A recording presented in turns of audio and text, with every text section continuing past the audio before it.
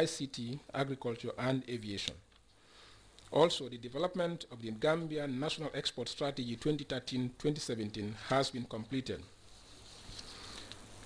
In the area of regional integration, negotiations for the ECOWAS Common External Tariff are near completion, while negotiations on an economic partnership agreement between the EU and ECOWAS are still ongoing, with agreement yet to be reached on some key issues, including the most favored nation clause, the non-execution clause, financing of EPA development program, among others.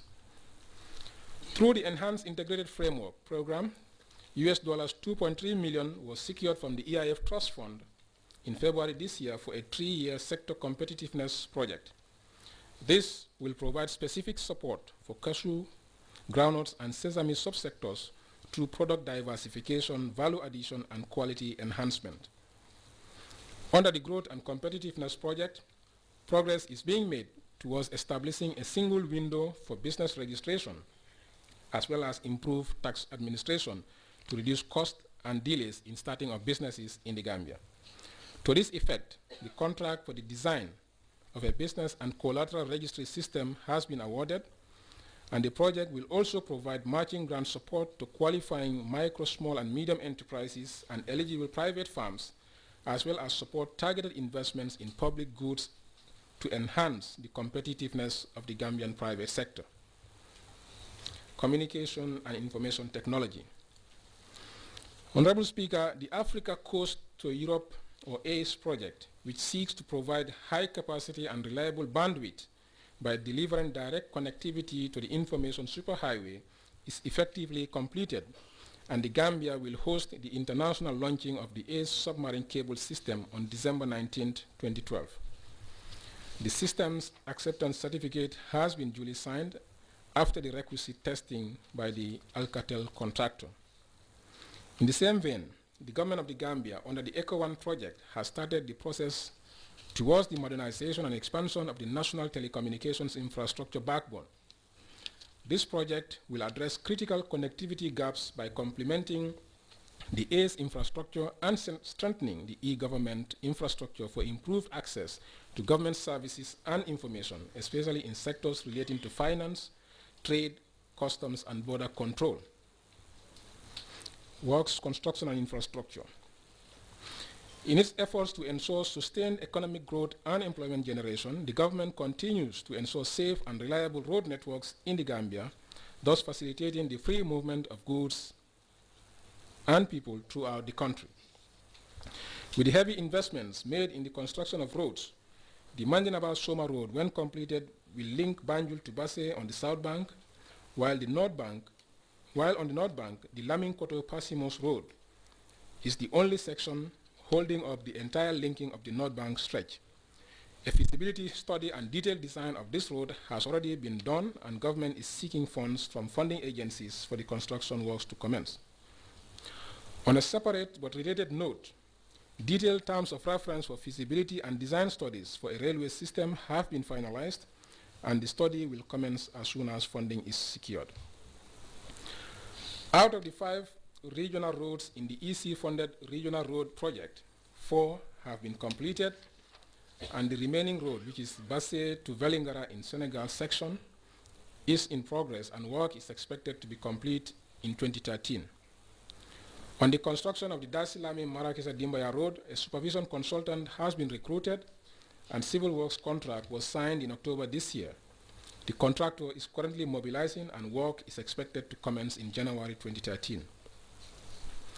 The grant agreement for financing the construction of the Trans-Gambia Bridge and associated facilities, including joint border post, was signed between Government of the Gambia and the African Development Bank in June this year.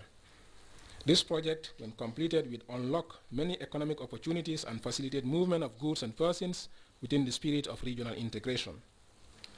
An African Development Bank mission visited the Gambia in July this year to carry out project launching activities, and the process of recruiting a consultant for the project has since commenced. Honorable Speaker, on human capital formation, starting with basic education. In terms of access to and equity within basic education, there has been a visible level of improvement from 2011 to 2012 with an increase in enrollment in lower basic schools from 228,495 to 238,576, and the upper basic schools from 77,408 to 78,901. The number of schools for all levels correspondingly increased from 877 to 904 in order to respond to demand in growth centers and provide schools closer to the doorsteps of deprived communities. The provision of hardship allowances to teachers willing to serve in deprived communities of regions 3, 4, 5, and 6 was initiated so that the proportion of qualified teachers in hardship schools in any of these regions will be pitched at the level of the regional average. In this regard, the year under review has witnessed an increase of qualified teachers from 607 to 855 from 2005 when the initiative was launched, representing a percentage increase in the proportion of qualified teachers from 54.8% to 60.7%. From 2011 to 2012, the National Assessment Test results for grade 3 indicate an increase in students' pass rates in English and mathematics from 35.3% to 52.1% and 36.9% to 41.1% respectively. Similarly, the Gambia Basic Education Certificate Examination, GABISI, shows an increase in the number of candidates with aggregate 6 to 24, rising from 1,480 in 2011 to 1,702 in 2012. The West Africa Senior Certificate Examination results also show improvement in terms of number of students with university entrance requirement, increasing from 281 in 2011 to 394 in 2012. In the area of quality, the National Languages Pilot Scheme will be scaled up in 2012-2013 from 125 classes to 250 classes in 100 schools, while the monitoring of teaching and learning, training of teachers on early grade literacy, content knowledge, and teaching of mathematics and physics will be intensified.